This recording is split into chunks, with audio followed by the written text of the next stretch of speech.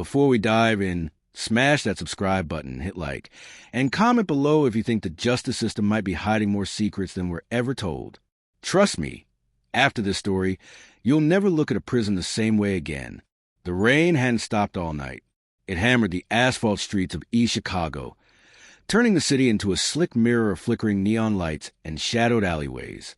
Police sirens echoed like distant war horns as Detective Laura Jennings skidded her unmarked car around the corner. Her hands gripped the wheel so tightly her knuckles were white, her eyes locked on the chaos ahead. The call had come an hour ago. A body found in the abandoned Thompson warehouse on 7th, male, mid-30s, no ID, possible foul play. But the scene waiting for her was worse than she could have imagined. Yellow tape flapped violently in the storm, and the flashing lights of squad cars cast monstrous shadows on the cracked concrete. Inside, the warehouse smelled of rot and rust. Stacks of broken machinery loomed over pools of water that reflected the ceiling in broken shards. And there, slumped against a steel support beam, was a man, or what was left of him. He wasn't someone unknown. Laura's stomach dropped. She recognized the torn collar of his shirt, the faint tattoo curling up his left forearm, the same tattoo she'd seen hundreds of times in her years investigating wrongful incarcerations. His name was Marcus Lane. He'd served 7 years in prison for a robbery he never committed. Now he was dead. The warehouse was supposed to be empty. Cameras had recorded nothing. Witnesses had seen nothing. And yet, here he was, a living symbol of a justice system gone wrong. Silenced permanently before anyone could uncover the truth, he had spent years hiding behind prison walls. Laura crouched beside the body, careful not to touch too much. The closer she looked, the more she noticed the details that didn't add up. His hands weren't bruised, no signs of a struggle. He had been placed here, almost ceremoniously. And there in his pocket, a folded piece of paper marked with a single word, evidence. Her phone vibrated violently. It was her partner, Detective Aaron Kim. "Laura, you need to see this." His voice was tense. He sent a photo. Her eyes widened. It was a prison ledger, a list of names, dates, and transfers. Hundreds of them. And next to many of the names were small annotations. Mistaken identity, false charge, wrongfully convicted. Laura swallowed hard. The implications were staggering. Could it really be true that so many people languishing behind bars hadn't committed the crimes they were accused of? And why had Marcus been killed now, after being released for over a year? Her mind raced. She had to know who had done this, and why. The next lead came unexpectedly. One of the officers mentioned a security camera that had been hidden near the loading dock. The footage wasn't from city surveillance. It was private, owned by someone in the warehouse district with ties to a local gang. The gang, according to whispers in the precinct, had recently taken interest in ex-convicts released on technicalities. Laura pulled up the video on her tablet. The footage was grainy, black and white, and distorted by rain and shadows. But there was no mistaking it. A figure in a hoodie, moving with deliberate precision, dragging something large across the warehouse floor. Not just Marcus. There was a second item, a metal box, locked, with scratches and dents suggesting it had been forced open before. Her heart raced. This wasn't just murder. It was a message. And the metal box? It could hold everything Marcus had spent years trying to expose. Proof that the system was failing millions. She knew she had to move fast. One wrong step, and the evidence could vanish forever. The investigation led her to Marcus' old lawyer, a weary man named Samuel Green. His office smelled of cigarette smoke and old paper, and he looked like a man who had seen too much corruption in too many courtrooms. "You shouldn't have come here," Green muttered, eyes darting toward the door as if someone could burst in at any moment. They're watching everyone who knew Marcus. Every person who knew he was fighting to prove the truth. They want it buried. Laura pressed. "Who's watching? Who killed him?" Green's hands trembled. It's not just one person. It's a network. Judges, lawyers, guards. Sometimes it feels like the entire system is complicit. Marcus stumbled onto something big, something that could tear everything apart. He slid a folder across the desk. Inside were court transcripts, police reports, and witness statements, all showing a pattern. Marcus' conviction had been built on shaky eyewitness testimony, circumstantial evidence, and a corrupt officer's word. And the more Laura read, the more it became clear Marcus wasn't alone. Hundreds of men and women had been convicted under similar circumstances. Many couldn't fight back. Many had died in prison. Laura leaned back in her chair, her pulse pounding. The storm outside had intensified, wind rattling the windows. She realized the magnitude of what she had uncovered. If Marcus' death was meant to silence him, it might already be too late to stop the next victim. Then came the call. "Detective Jennings, you need to get to the safe house. Now!" By the time she reached the address, her instinct screamed danger. The door was ajar. Inside, a trail of blood led to a shattered bookshelf. And in the corner, a laptop blinked, left on but still running a video recording. Laura pressed play. It was Marcus, speaking directly into the camera, his voice calm but urgent. "If you're seeing this, they've found me. They're coming for everyone who knows the truth. The system isn't broken by accident. They rely on fear, on silence, on people thinking no one will fight back. But I'm not afraid anymore. Look at the files I left behind. They're in the box. And if you're watching this, you're the only one left who can finish what I started." Before she could process the message, there was a sudden crash behind her. Laura spun around. Shadows moved quickly, and a gloved hand grabbed the laptop. A voice hissed, "You shouldn't have come here." She fought, struggling to hold on to the laptop, but the intruder was too strong.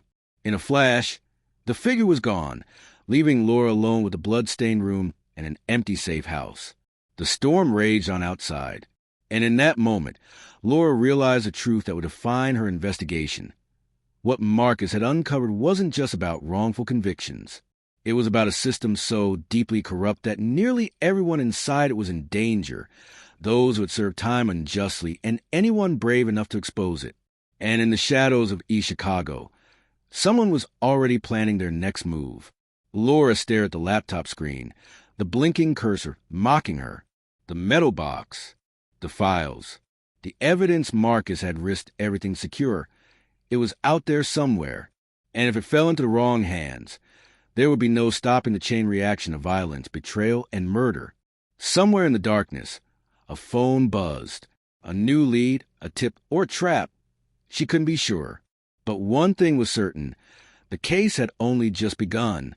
And then, buried in the last frame of the laptop video, Laura noticed it. An address, partially obscured, written in what looked like blood. Her pulse quickened.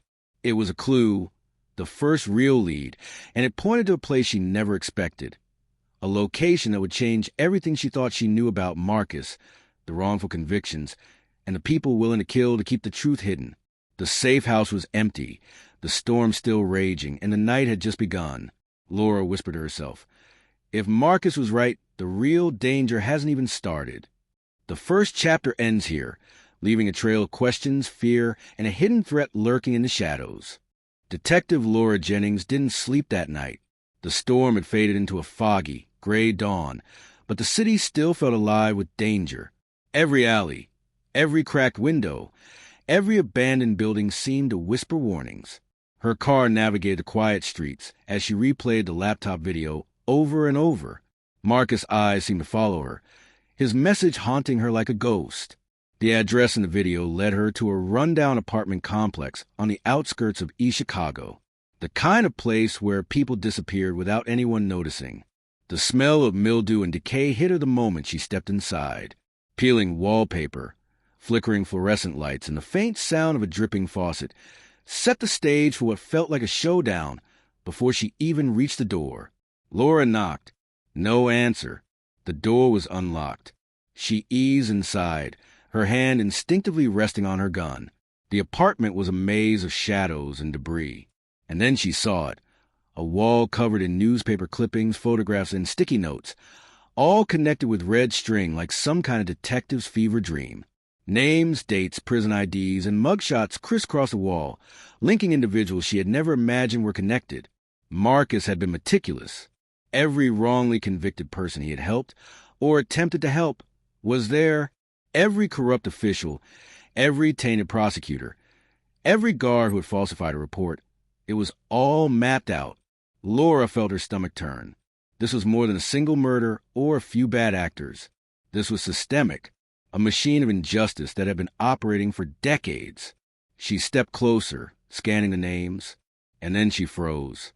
There, pinned to the wall, was a photo of someone she knew, someone high up in the city's Justice Department, someone she had trusted. The realization hit her like a punch to the gut. Marcus' death hadn't been random. He had been silenced because he had gotten too close. Suddenly, a noise, a whisper of movement behind her. Laura spun, gun raised. A shadow darted across the room. Her heart raced. She lunged, but the figure vanished, leaving only a whisper in the stale air. "You shouldn't have come." Laura's hand shook as she surveyed the apartment. Marcus' meticulous mapping wasn't just evidence. It was a warning. Someone didn't want this truth getting out, and that someone was now aware of her presence.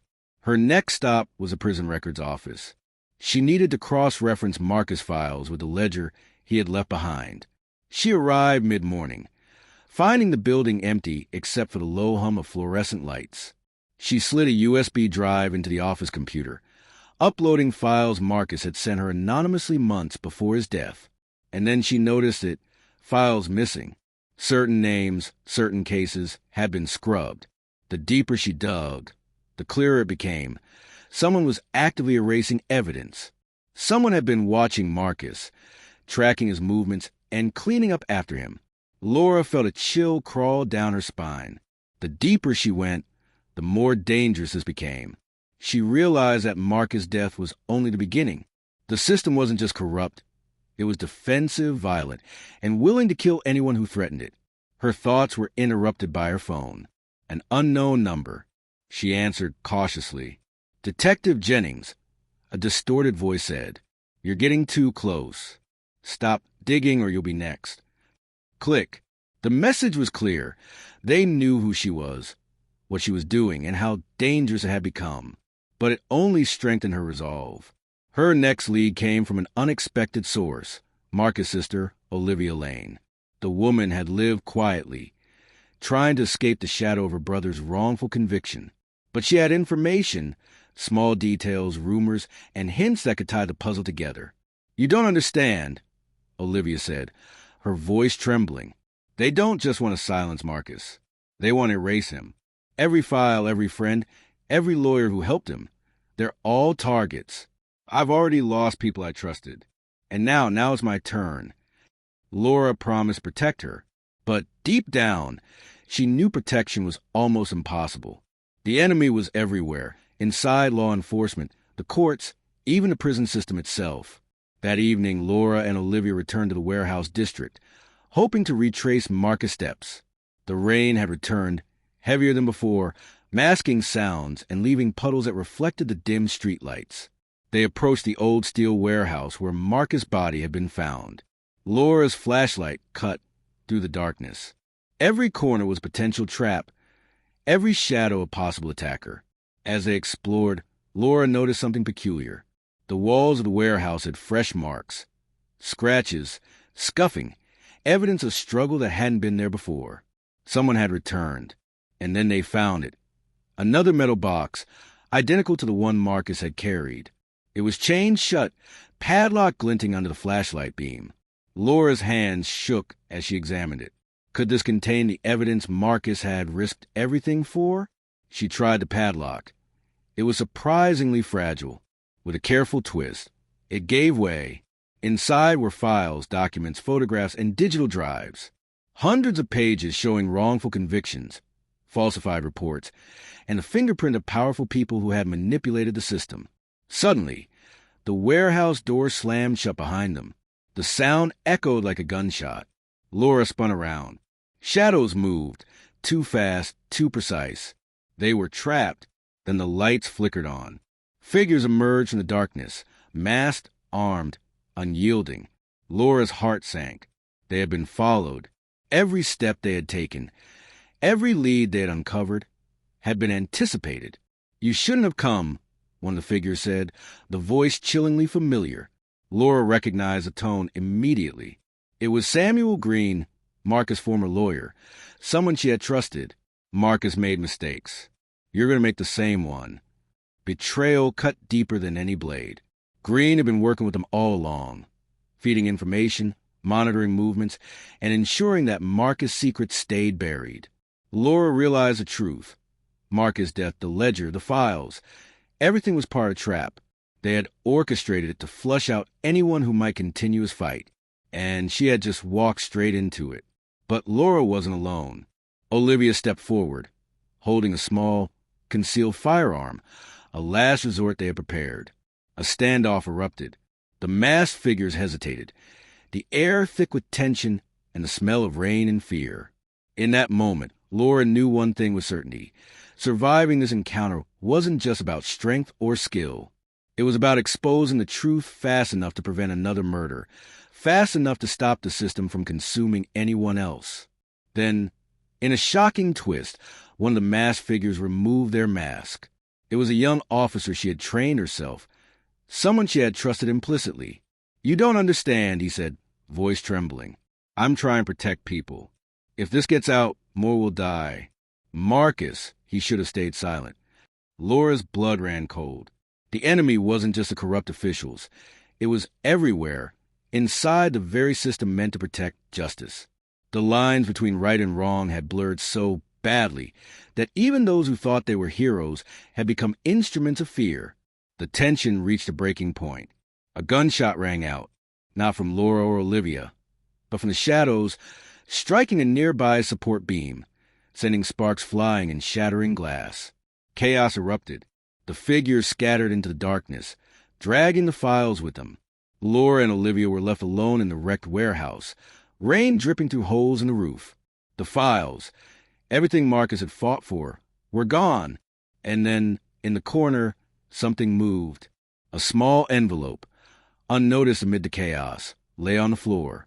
Laura picked it up. Her hands trembled. Inside was a single piece of paper, scribbled hastily in Marcus' handwriting. "They're closer than you think. Trust no one. The truth is in the West End." Her pulse raced. The trail had gone cold. The files were gone. But the fight wasn't over. If Marcus' message was correct, the corruption wasn't just in East Chicago. It stretched far beyond, reaching powerful people who would stop at nothing to protect their secrets. Laura whispered to herself, voice barely audible over the storm. "We're running out of time, and the worst is yet to come." The west end of East Chicago was a maze of warehouses, abandoned storefronts, and cracked pavement that seemed to swallow sound. Detective Laura Jennings and Olivia Lane moved cautiously through the dimly lit streets, clutching the single lead Marcus had left, a note pointing to a location where the truth was supposedly hidden. The rain had stopped, leaving the city slick and silent, a perfect hunting ground for someone who didn't want to be found. Laura's instincts screamed danger with every step. The air smelled of mildew and motor oil, and shadows shifted unnaturally around corners. Somewhere out there, someone had been watching them for hours, maybe days. Marcus had said, "Trust no one," and she had learned the hard way that betrayal could come from anywhere, even those closest to her. The address led them to an abandoned textile mill, its windows broken, the roof sagging under years of neglect. The front door was chained, rusted, and intimidating. But Laura had a master key from a retired contact in the police department. A small favor owed, a lifetime of trust. With a quick twist, the door creaked open. Inside, the building was massive, like a cathedral of decay. Broken machines loomed over pools of stagnant water, and the smell of mold and rust was overpowering. But the most chilling part was the eerie silence. No birds, no scurrying rats, just a vacuum that made each step echo unnaturally loud. Laura raised her flashlight, illuminating the walls. They were covered with hundreds of files, folders, and photographs, evidence of wrongful convictions, corruption, and manipulation spanning decades. Marcus' warning was clear. The corruption wasn't just local. It was systemic, far-reaching, and meticulously hidden. But then they heard it. The soft click of footsteps. Someone else was inside. "Show yourself." Laura called, voice echoing in the empty hall. Silence. And then a voice rang out from the shadows. "You finally made it." From the darkness emerged a man in a tailored suit, his face calm but his eyes cold. It was Samuel Green, the lawyer. But this time, he wasn't alone. Flanking him were uniformed officers, faces stern, guns trained. Laura's stomach dropped. He hadn't been just a traitor. He had been orchestrating this entire operation. "You have no idea what you stumbled into," Green said, stepping forward. Marcus Lane thought he could expose the system, but he underestimated it. Everything you see here, every conviction, every file, every wrong soul, it's a delicate balance. Reveal it, and the chaos that follows will destroy more lives than you can imagine. Laura's mind raced. Was Green bluffing? Or had the system truly become so ruthless that silence was the only way to survive? Olivia stepped beside her, voice shaking but firm. And Marcus? He died because he wanted justice. What are you going to do with us? Green smiled, a terrifying, composed smile. Justice? Justice is a myth. We maintain order. And anyone threatening that order disappears. A tense standoff ensued. Laura's hand hovered over her firearm. Olivia's grip tightened on her concealed weapon. The room pulsed with anticipation, every heartbeat amplified in the cavernous space. Then, unexpectedly, the floor beneath Green's men shifted. A trapdoor they hadn't noticed creaked open, revealing a shadowy pit. Laura realized Marcus had anticipated this. Somewhere in this mill, there was a fail-safe, a hidden exit, a way to turn the tables. In a flash, Laura and Olivia bolted toward the trapdoor. Green's men fired, the shots ricocheting off metal and concrete, but Laura's training and Olivia's desperation fueled their speed. They dove into the darkness, landing in a narrow corridor beneath the mill. The underground passage smelled of damp earth and decay, but it led them to something incredible. A hidden archive, rows upon rows of secured files documenting not just Marcus' discoveries, but corroborating evidence from whistleblowers across multiple states. Bank statements, judicial memos, recordings, photos, all pieces proving that thousands of people had been wrongfully convicted in what Green and his allies had carefully maintained as the illusion of justice. Laura's hands trembled as she flipped through the files. Marcus' fight wasn't just personal. It was global. And now, in this moment, the weight of the truth settled heavily on her shoulders. But there was no time to celebrate. Footsteps pounded above. Green had found them, or at least he suspected where they were. They had to act fast. Olivia spotted a small ladder leading to an emergency exit. Laura helped her climb. She followed, clutching as many files as she could carry. They emerged into an alley just as dawn broke, painting the city in pale orange light. The storm had passed, but the threat remained. Green was still out there, still a threat, still capable of silencing anyone who knew too much. Once they reached safety, Laura made a decision. She would release the files to the media, law enforcement agencies not compromised, and independent watchdog organizations. The world needed to know. Over the next week, the files went public. The revelations were seismic. Hundreds of people were released. Investigations were launched. The system, for the first time, had to reckon with its own corruption. And Green? He vanished. No trace, no arrest, no explanation. Only whispers that he had powerful allies who would protect him from the consequences of his actions. Laura sat alone in her apartment one night, staring at the final file, the one Marcus had flagged as the key. It contained evidence linking not just wrongful convictions but financial motives, bribery, and personal vendettas that had fueled decades of injustice. She understood now why Marcus had died. He had been silenced because the truth was more dangerous than most people could imagine. And yet, he had left her a path, a chance to finish what he started. But Laura couldn't shake the feeling of being watched. Every shadow in her apartment felt too deliberate. Every ring of her phone sent chills down her spine. The system wasn't finished. Green wasn't finished. And somewhere, someone still had the power to undo everything they had just accomplished. Then came the final twist, the one that would haunt her forever. Olivia, who had helped Laura every step of the way, disappeared one night. No note, no warning, nothing. Only a single envelope left on the kitchen table. Inside, a note in Marcus' handwriting. They always come back. Trust no one. The fight isn't over. But you know the truth now. That's enough to start a revolution. Laura sat there, the files spread before her, the dawn breaking over the city, realizing that justice was a fragile, fleeting thing. Marcus had died, Olivia had vanished, and Green was still out there. But the truth, dangerous, explosive, undeniable, had finally been set free. And in the shadows of the West End, she knew one thing for certain. The system might try to silence the innocent, but the truth, once uncovered, could never be buried again.